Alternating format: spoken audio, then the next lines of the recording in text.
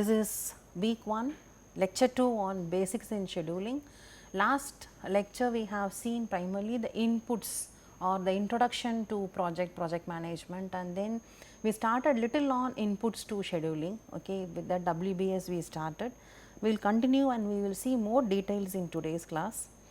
So, today's class primarily what am I going to cover? So, we will see activities, definitions, list, primarily the list of activities, how to arrive at. So, the WBS example we will again continue for today's class. Then how to estimate the activity duration and the different types of estimations available in theory, practice, we will see everything, and the relationships between activities also we will see. So, activity, what do you mean by an activity? The elements into which a construction project is subdivided into manageable minor steps are called activities. While explaining WBS also, I told a project at that level it is very difficult to handle by a project manager to foresee all assumptions and other issues. So, the project at that level it is very difficult. So, we have to break down into sub elements in order to manage the entire project. Okay, manage in the sense plan, schedule, control, whatever. So, that breakdown, the last level of the hierarchical breakdown is primarily called the activities, and then we arrive at the list of activities. An activity has the same objective as that of a project in terms of specified goals, in terms of definite beginning and the end, in terms of consuming resources, in terms of objective specifications, everything it has a similar meaning. Okay, that is what is this. An activity is a single work step that has a recognizable beginning and an end. Now, what about the number of activities? Is there any guideline? Should I have 100 activities? Should I have 5000 activities and so on? There is no limit, there is no hard and fast rule. If I am able to manage my activities at 300 numbers, then you can go with that, otherwise you can go with 1000 also when you are comfortable in foreseeing the project at that level. So, there is no hard and fast rule in any project. Okay, but every activity is advisable that you give a description to the activities. Primarily the scope of the whole activity should come in the description along with attributes which can be measurable and subjective attributes. Now, coming to activity types, every time you have you say there are list of activities, and for example, I am taking an excavation as an example. In excavation itself there are series of steps, I would say, and in the series of steps there may be a value adding portion, there may be a non value adding portion and so on. Okay. Let us see what are those categories. Okay. So, task types, so value adding activity, non value adding activity, but there is another if also non value adding but necessary portions of those non value additions. Value adding activity is the direct physical progressing activities, maybe it can be a design activity or an engineering activity in the design phase, or it can be just a construction execution in the construction phase. So, other segments, for example, shifting the equipment, setting up the whole site, setting up your place, getting ready for the task, then safety audits, safety meets, they are not part of the value adding portion. So, the value addition is at a direct meaning, whatever is a physical progress of your design or construction is primarily called the value adding activity. What is a non value adding activity? Breaks in the work, nobody can work for 8 hours per day and so on. So, they may become fatigued. So, there are breaks, those breaks can be a very good example for demonstrating a non value addition. Those activities, even if they are not in the system, still there is no harm or there is no loss of the work going on, work progress, then they are called the non value adding activities. Then the non value adding activity but necessary category, what are those? They can be procurement related activities, administrative activities, etc. For example, checking for the stock list in the godowns, okay, inspecting with the local markets, and then procurement, placing an order for procurement, or it can be an audit inspections, quality inspections, safety meetings. These can be some sort of an procurement or admin activities which are necessary in the whole go. Okay. Now, with this I will just show a small example on unloading of rebar in the site. Okay. So, when we looked at, we were very curious to know how much non-value adding portions were there and how much value adding portions were there in the activity. So, we used a simple diagram called flow process chart to measure all those. Okay. So, flow process chart, this is the flow process chart. These are all planning techniques as part of your work study, which I will cover up at the end of the lecture on other scheduling techniques. I will give a small introduction to this, but I will just explain how to read this table first. Okay. So, the description of activity, primarily these are the 1 till 16 and it is only a snapshot. I have several more down in the line. So, this is only a snapshot on the steps for completing an unloading of rebar in the site. Primarily I have cropped only till unloading of rebar in the site, and this is a time taken in minutes for each of these steps, and these symbols are primarily to show the weights, and then the last column is primarily the number of laborers, workers required to do all these operations. Okay. So, now let us, I am just going to read out few of the statements or steps here, so that you will understand when we are really executing the work, you will not note down all these unnecessary steps, but you will see what are all the unnecessary steps, and you will always, you should try to improve on the value adding portion to enhance or promote your construction projects. Truck with the rebar arrives at site, it is just arriving, we are starting from there, so that takes 0 minutes. So, we are not counting previously before entering the site, only from the site we are starting our time calculations. Waiting for the engineer to arrive, so 25 minutes, there was a delay on that particular day for the engineer to come. Then the visual inspection on the steel was taken down, it took another 10 minutes. Then receipt was given by the engineer, another 10 minutes. Then wait for the laborers or workers to arrive, it took another 20 minutes after the receipt was given. Then the phone call was done to those laborers, and the laborers arrived in another 20 minutes time span. Then a sample was cut and it was sent for testing, it was another 10 minutes. Then cutting the sample for further test by the third party agencies who is doing the laboratory test. Then receipt by the quality in charge that the steel is actually in good condition or not as per the specifications, that took another 10 minutes. Then travelling of truck till the weighing machine in order to determine the weight of the steel, that took 3 minutes. Then weight of the truck was noted down, it took 0.5 minutes. Then feeding details of the arrived truck in the system for verifying the receipts at weighing machine. How much was a load which has entered the site, the receipt has to be entered in the register, that took 15 minutes. Unloading manually. So, when the truck arrives, unloading happened, the small test with the steel test. So, primarily value adding portions are very less here and there. Unloading, it took 60 minutes. Then the truck, again empty truck has to go back to the weighing machine to really determine the self weight of the steel which has entered the site. Okay. So, if you see the number of small steps, you will understand where is the non-value adding and value adding portion. Effort has to be made in order to improve or promote the value adding portions and try to minimize or avoid the non-value adding portions in the whole operations in construction. Okay. Now, let us move on to the earlier example which we were seeing in the last class. So, primarily to derive at list of activities. How do we go level 1, level 2, level, what is the breakdown we can go ahead in order to generate the list of activities. So, we are continuing with the same example, and I am just continuing with the same highlighted task which we have seen for layout, arrangements, decision making and all what happened last class we have discussed. So, level 1. So, here if you see level 1, level 2 I have shown you in the last class. Now, level 1, level 2 I am still keeping the same, only on table alone we are going to go a little more in depth.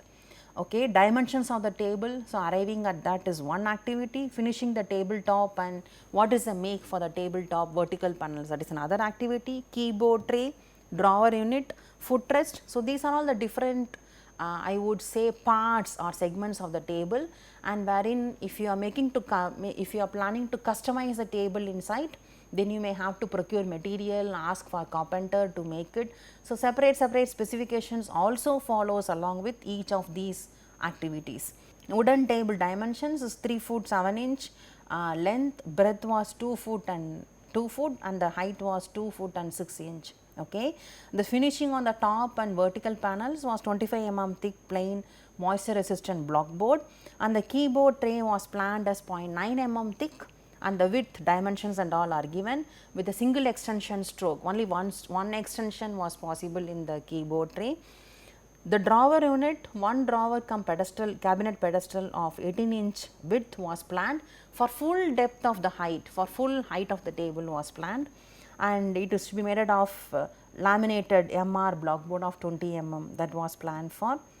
In the footrest, the remaining width of the table is supposed to have a footrest in order to give strong support to the whole table also. That was what planned. Other things we are ignoring right now. Now moving on to detailed specs. So, when you are going on into the detail levels, okay, again you have to work out more on the scheduling in order to really have a clear idea on the whole project.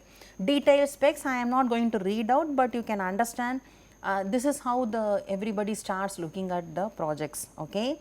Now, what are the options available for me? Either I go for customized options like bringing in a carpenter, negotiating with a carpenter and then making him do it in the same customized in the same site, or like here I can order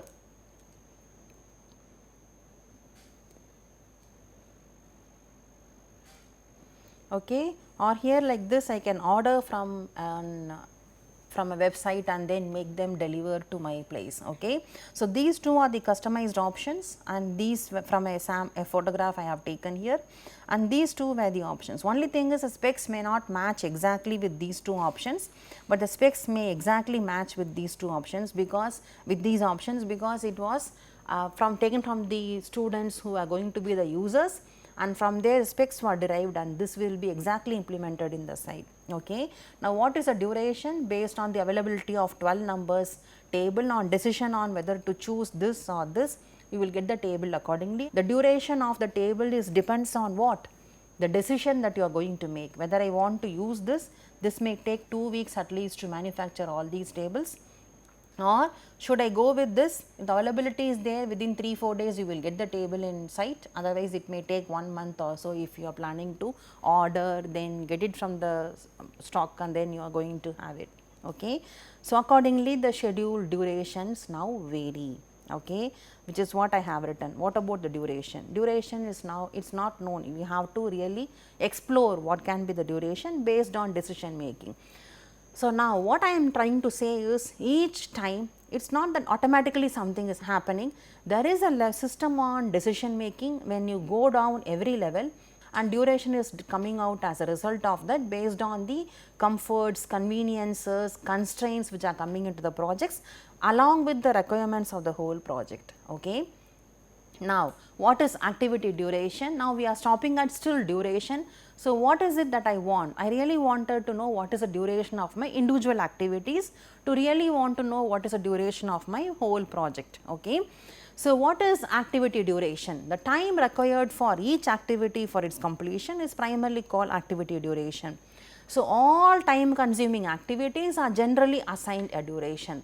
Now, how long this duration of an activity can be? So, for example, if I have an activity which says like 3 months, 5 months and so on, should you really keep it as same, or should you break down the activity into sub activities so that you are able to have a smaller duration? Again, just like how I told in the activities case, there is no hard fast rule here, there is no thumb rule on how much the duration should be.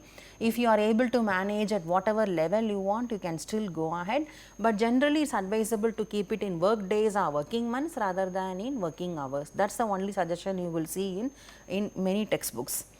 Okay. Now, what is the most difficult time managing activity is estimating the correct time which will take for completing a project. Okay. Defined work unit, for example, it can be setting up a lab, or it can be setting excavation work, it can be a reinforcement, concreting activity.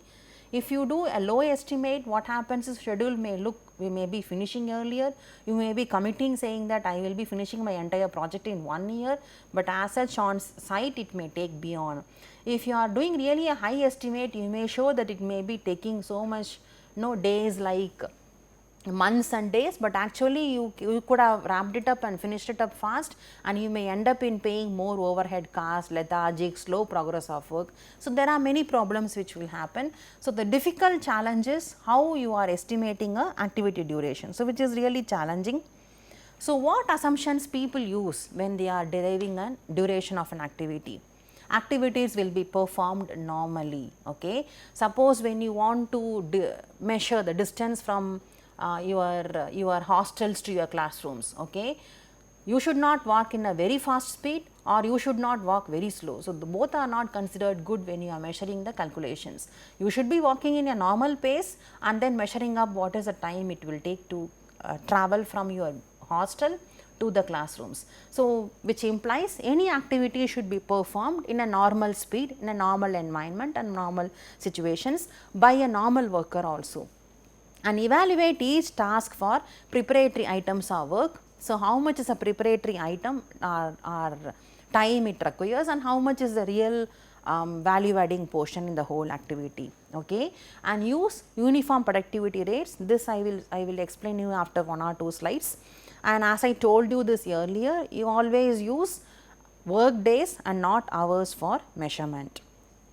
Okay. I am just bringing a small example to showcase the how to find the duration, okay, which we call as a direct method. There are several methods available. We are going to see many of the methods in today's class.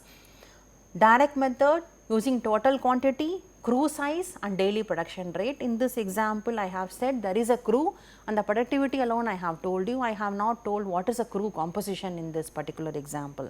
For example, find the duration of painting activity of 400 meter square, that is the work content or work unit quantity, using a crew of productivity is 12 meter square per hour. Painting activity we generally take measurements in terms of area only, it is not in volume anyways. Okay. So, it is primarily meter square and the crew capacity is 12 meter square per hour. So, what will be the answer, which is 400 by 12. So, approximately 34 hours is the duration you are going to take for the painting activity if you are using this particular crew. Okay. Now, the next question which comes to your mind is, how am I going to get the 400 meter square and who gives me the value of 12 meter square per hour? Okay. 400 meter square obviously comes from your estimation exercises. I have a drawing. Okay. Generally in construction what happens is I am given all GFC drawings, which is good for construction drawings. From there you have to really do the estimation in getting out all your quantities. You have to do working out all the quantities, and people use generally central line method or long wall short wall method. There are methods available which you have known earlier. From there these quantities come there, okay, and the crew composition comes from your resource availability, and the productivity of the crew, it can come from the productivity constants also. Sometimes you can also use experience. Suppose if you are not comfortable in, or you are just first time a beginner in going ahead with a project, then you can always choose productivity constants from the IS code. Okay. There is also an IS code available, IS 7272, and I just showed a sample of a snapshot of that. But the only one problem is it reliable and how many assumptions have gone in here. Okay.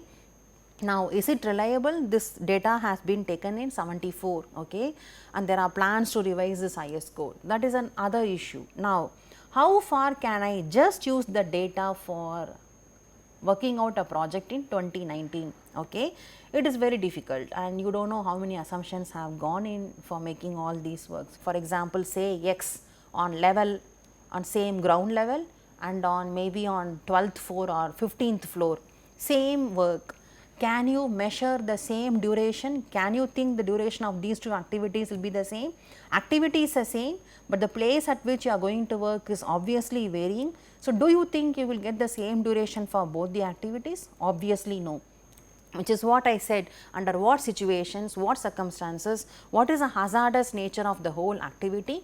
If it is not known or it is not clear at all, then you cannot use the standards, okay. But instead of saying I am not clear on how to go ahead with, and you have to build it up and start using your own measurements from the construction sites. That is what is advisable, okay. Now, what are the estimating techniques people use okay, or people have as a choice when they are planning for estimating the activity durations. Number 1, expert judgment. There is no particular order, so I am just using my own order. Number 1 is expert judgment. It is one of the most frequently used methods for estimating the duration of activities in projects. So, in this method what happens, the estimator he relies on his own expertise and is guided by some historical information and experience with the previous projects, and then he just says, okay, excavation activity, this will take 2 months, this will take 3 months. So, he just uses that expert knowledge and he starts filling up the duration of the activities. Okay. But what happens is, for improved accuracy, it is recommended that this can be combined with other techniques which has a more little scientific issues behind, so that it can be done with ease and at a faster pace. You can finish up the whole estimation exercise. Okay. Then the next is analogous estimating. So, it requires you to analyze the previous projects to approximate the length of the current activity. Okay. I would have done 2 or 3 sewer line projects and this is my 4th sewer line project. So, I may have some different set of experience in the previous projects in estimating the durations. I can use some portion. Maybe I can take a completed project or I can take a section of those project and I can compare that work with my work, how much is the deviations, and then accordingly I may use this method for estimating the duration. In this method what happens, you can have a very quick easy estimates for projects or tasks that are not very complicated. Okay. In sewer lines, maybe the ground conditions, your design may be a little varying, but construction more or less it may not vary. So, you can still go ahead because you may have repetitive types of a construction work. Okay. The next is heuristic estimation. So, heuristic estimation, this is based on parameters derived from past experiences. In here what happens is, it's actually close to your expert judgment, but in expert judgment they really go with experts opinion, and primarily it is dominated by experts.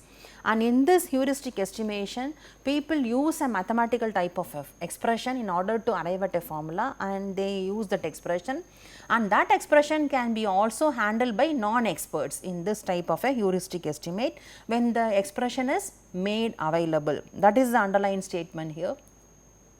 The next method is parametric estimating. As the name implies, it primarily talks about parameter is nothing but a small last element in a whole WBS structure. Okay. For example, an activity can be design of a beam or a slab, and the parameters can be thickness of the slab, cover to the reinforcement and spacing of the reinforcement. It can be so many issues. Okay. Same way in this parametric estimating, I have 2 similar projects. I have done one project very earlier, and the project which I am going to estimate is right now here in front of me. Just do parametric estimation. Is it only the windows alone have changed? There I have used wooden windows, and here I am going to use an aluminum windows. Another estimation may fall in place for me. Okay. So, that type of a model you can still see and you can still capture from there, and you can compare and then you can do. So, parametric estimating uses the statistical correlation that exists between a set of historical data and a series of delineated list of other variables.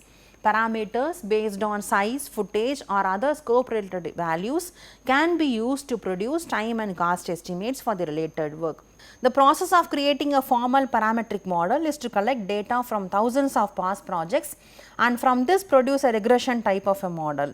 And this technique can be applied to any situation in which sufficient historical data are not available, which is what I have told earlier. The next is Delphi technique, and Delphi is a common term which construction management researchers generally use. Delphi is like, I take opinion from few people, then once that iteration is over, I start brainstorming on the results that I have got in front of me. The results are coinciding, then you can conclude. The results are not coinciding, but they are close to converging.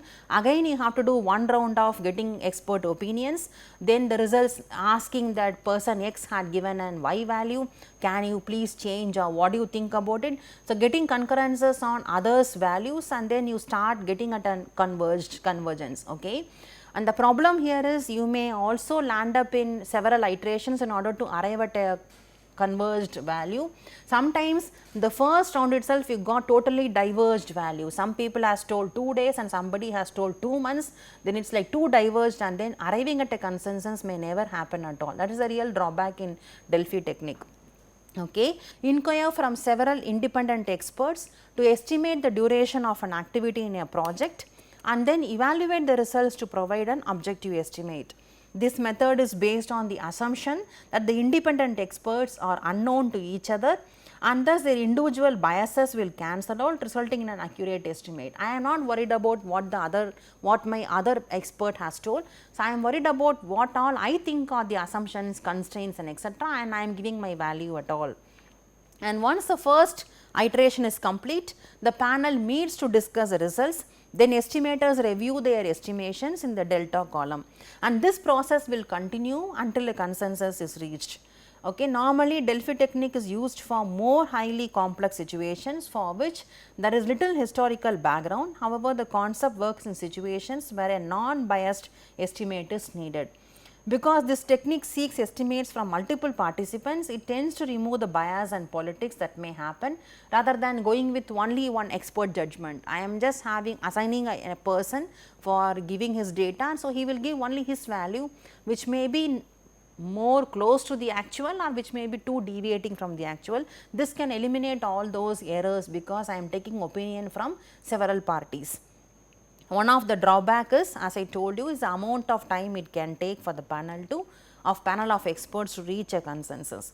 There are other methods also on estimating. Okay. So, these techniques which I would say, starting from expert judgment, analogous estimation, heuristic estimation, parametric estimation, Delphi technique and so on, I will show you the problems with practical examples. Let us take now one practical example. A very simple earth moving operation. This is a very classical example, and researchers in construction management group use this example very widely for explaining a simulation exercise. There is a simulation cyclic operation here, and for that they use this example very widely. Okay. So, what is this earth moving operation example? Let me explain this figure first. I am having an excavator. So, excavator is here. So, which does the earth cutting operation. Then the next step, once the earth is cut, so primarily I am just doing my earth excavation work and cutting the soil, the first layers, and then depositing the soil in somewhere else. Okay. The next is loading operation. So, I need a loader and a dump truck for loading all the excavated earth onto the truck.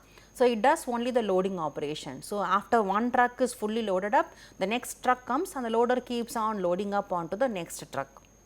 Okay. And the next is hauling operation. Hauling is nothing but moving on road with the truck. So, this is primarily the hauling operation. The dump truck is actually leaving the site, it is going to dump the soil somewhere. Okay. This entire process I have shown it on a diagram right now. So, I have a project site. Okay. So, the project site is the essential resource for me in order to do the earth moving operation. So, I am having first activity called earth cutting. Then I have loading, hauling, dumping, return, and then the trucks return back, empty trucks return back to the loading site, wait in the queue in order to have the next loading operation to go on. Okay. And the soil is dumped in a place, in a marked destination B. Okay. Here what happens? The movement of earth, let me erase all this.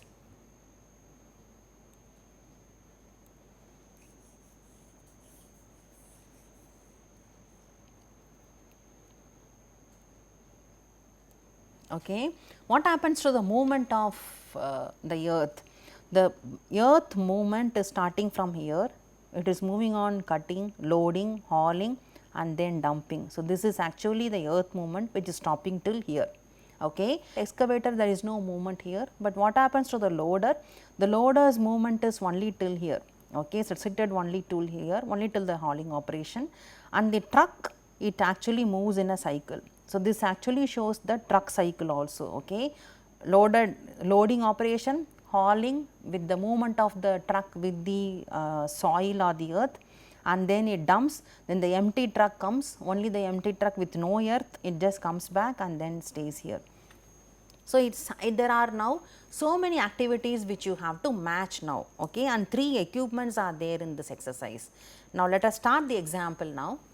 Now, what is the duration? I am just starting up with the simple example. What is the duration of excavating 3000 meter cube of earthwork using the following 3 equipments? Okay, I have now excavator, loader, and I am using a 3 truck a combination to match up the loader also. This is the first cut decision we have made, okay, and the quantity of excavation to be done is 3000 meter cube. Now, what are the production rates? Production rates can be obtained from the manufacturers also. Of excavator is 200 meter cube per day, of loader is 250 meter cube per day, of the 3 truck combination is 150 meter cube per day. Now, what will be my answer? So, duration of the activity now. For the excavator alone, if this is the production cycle, then it will take 15 days to finish the 3000 meter cube. Loader, 12 days it will take to finish the 3000 meter cube. 3 trucks combination, it will take 20 days to finish my 3000 meter cube.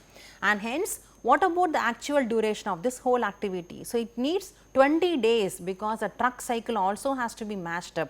So, I need 20 days to finish up my entire exercise on this 3000 meter cube of excavation. Now, what do you see here? One just excavator is used for 15 days. My trucks are completely used in the 20 days duration. My excavator is used only for 50 days and 5 days it is idle. And what about my loader? And the loader I am using only for the 12 days and the 8 days I am going to pay for the idle equipment which is going to rest in my site. Okay. Now, let us rethink the combination. So, loader is underutilized, which is what has been identified. If 4 trucks are planned to be used, what will happen to the productivity? The productivity, just use interpolation. So, you will get at least 200 meter cubes per day, and the duration of this 4 trucks combination will be 15 days. So, what will be the actual duration of the whole activity now? 15, 12, and this 3 trucks will be changed to 4 trucks and I will have 15 here. So, the duration of this entire activity will be now 15 days. So, loader is not utilized only for 3 days, which is not too bad a option compared to the earlier case. Okay. Now, what happens is there is a flow process here, which is what I wanted to say here, and when I was explaining this example also, I showed all the flows. Why? Because when you are deriving the duration of excavator, loader, trucks and so on, you cannot view everything as independent activity. You have to match with the flow. Okay. So, that is where I showed the cycles, I explained the flow process also. In the earlier case also, why I brought in scheduling estimating techniques is, you cannot look at one activity and see only that and then go ahead, you have to match the whole process. Okay. So, for example, the flow process has to be matched. Now, I am giving one critical situation right now. Let us assume the duration for the haul, dump, return cycle, let us assume it takes 15 hours. Okay. Now, what happens here? I am having my excavator which just cuts earth, okay, and the loading operation is going on.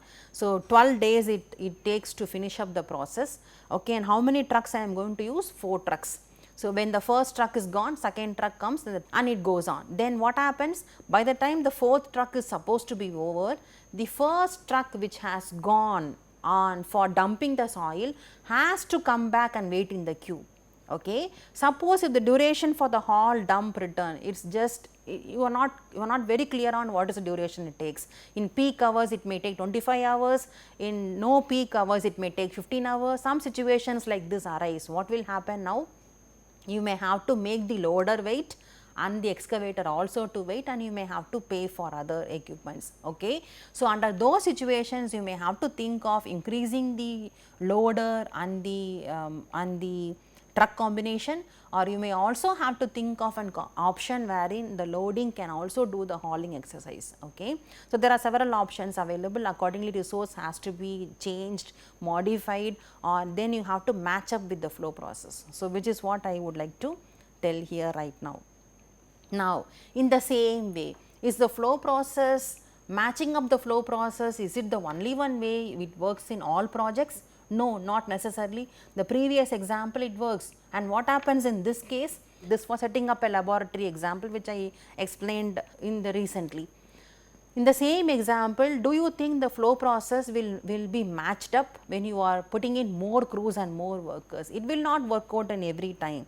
Okay. So, now what are the other options available now? Let us again, I am just giving a critical situation here, and what we say is a milestone planning. The resources all has to be based on the milestone which you are planned and assigned in the project, and accordingly you plan or you schedule the entire exercise. Okay. Let us assume in the same developing a construction management laboratory exercise, January 2020 the lab has to be ready for the classes. Okay. And today we are in July. Okay. So, hardly 5 months or 6 months we have in setting up the laboratory. Now, what are all the critical parts one has to look out? We have to look from the backward. Okay. From the finishing phase we have to see. So, first software procurement, training, installation has to be done before the class has to start. To do the software procurement, training and installation, computer hardware purchase, installation has to be done. And to set up the computer, you need the table unit and assemblies, because you cannot dump the computer on the floor. So, you need the table unit has to be come in place, and before you put the table unit and then do the installations and so on, networking points, electrical points has to be fixed. Okay.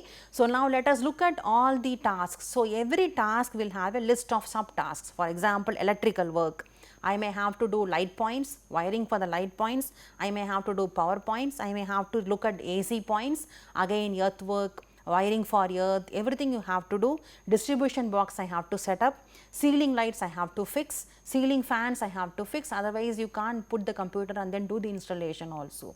Okay. Now, if I assume approximately some n is a duration for each and every item, by putting in more crew you will not be able to do, because most of them are like sequential activities and some only you can do it in parallel.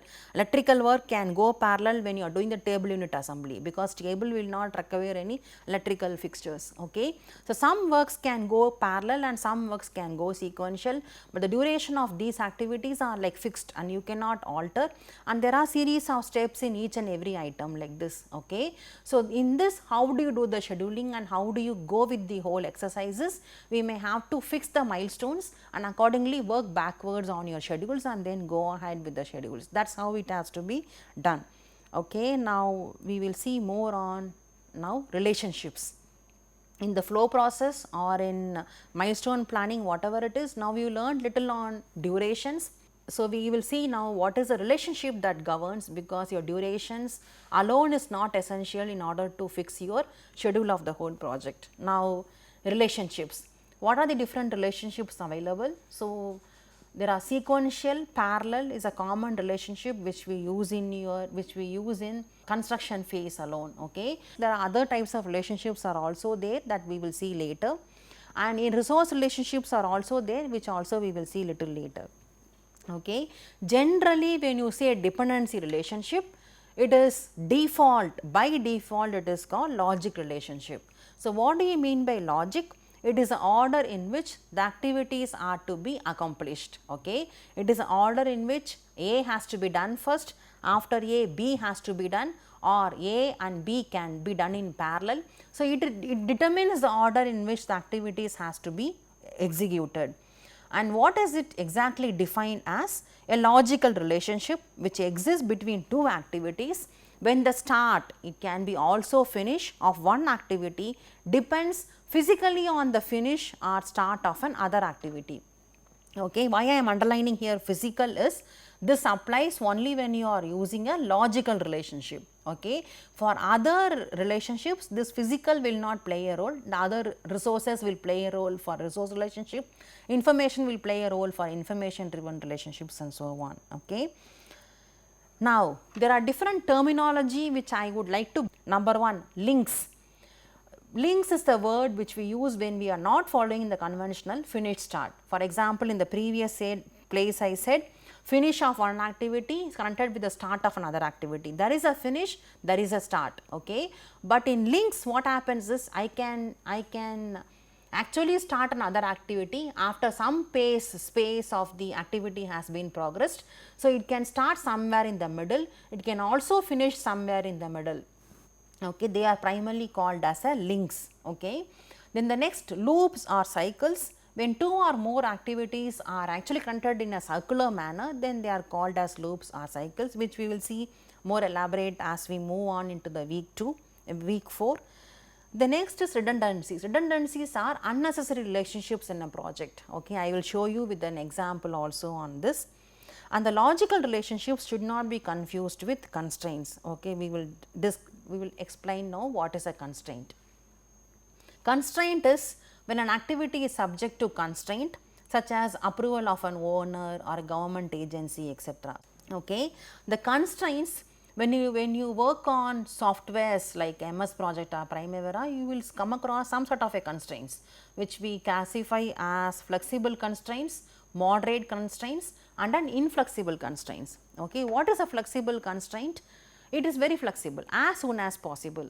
The excavation work should start as soon as possible. So, there is no deadline, there is no demand. I can start today if possible, I can start next week if possible, there is no harm. So, because it is a flexible constraint. Moderate constraints start no earlier than. So, which implies I can start the activity, but there is a deadline only for the start. I can start even very ahead of whatever I can. Okay. Next, inflexible, there is a date given and you have to go only with the same date. Okay. Must start on, must finish on are all called inflexible constraints.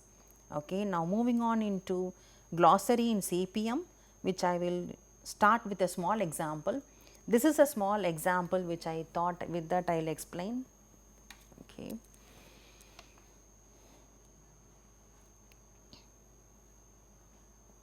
Okay.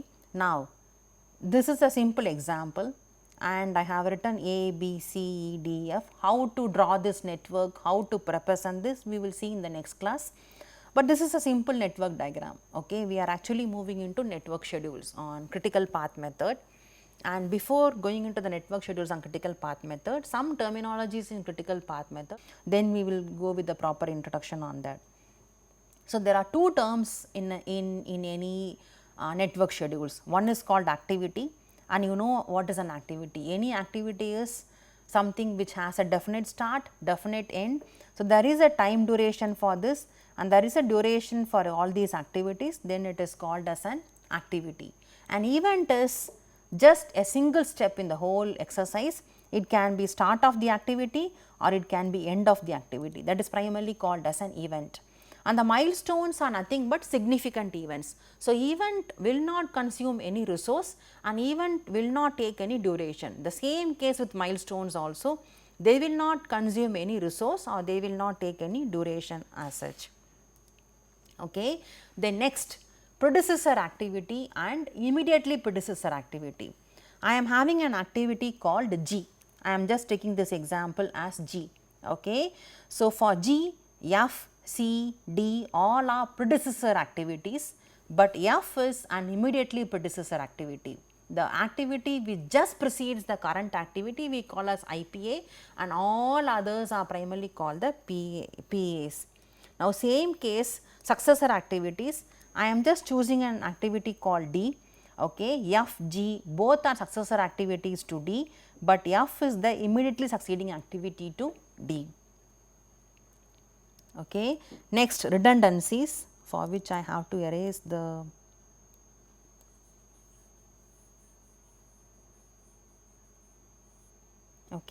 redundancies. How do you explain redundancies? Redundancies are nothing but unnecessary relationships. For example, if I am marking from C to G, is it really necessary? Because already after C is completed, you are starting an F activity. So, it is really not necessary if you are having a relationship from C to G, unless it is a different type of a relationship. In logical relationship, the C to G is not necessary and this we call it as an redundant relationship. Okay. The next is dangling. Dangling is nothing but the free loose activities which are in the project. Okay. I just showed this example purposely. So, as such what should happen is all activities should be connected. So, in the terminology A is supposed to be called as start dangling and G is supposed to be called as finish dangling, which you will learn more when we are doing the PDM, the precedence diagramming method. Okay. The next, So, what is a network diagram or a schedule? So, network diagram or a schedule. So, we are just coming into network diagrams. It is a logical representation of the activities or events that comprise a project. Okay. So, primarily the way with which I have drawn this complete exercise, this is primarily called network diagram, or we can also call network schedules when you are planning to write a duration here 6, 5, 3, 4 something. When you write, then it becomes a network schedule also. Okay. And what do you mean by path? Again I will erase.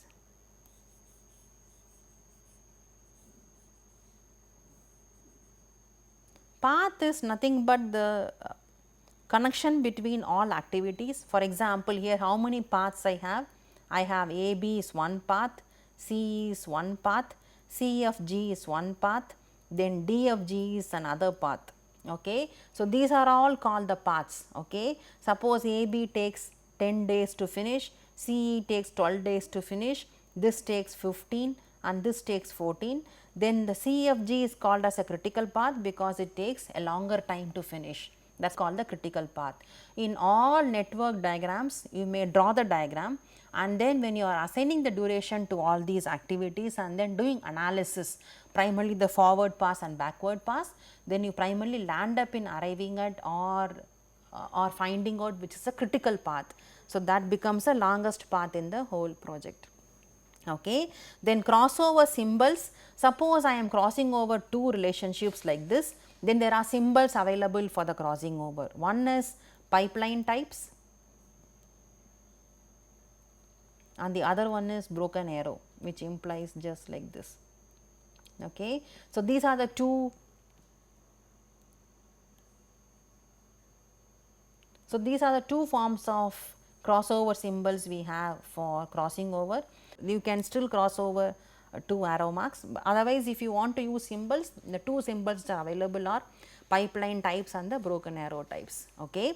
So, now so far what happened is, in this particular lecture we have described all the inputs in scheduling, starting from arriving at what is an activity, list of activities, relationships, duration little more we have seen in estimating techniques in a project as well, and we have started up introducing on critical path method, the glossary in critical path method and the network schedules. The next class we will see more on critical path method in detail and how to do analysis, scheduling, how to draw a network and so on. Okay. Thank you.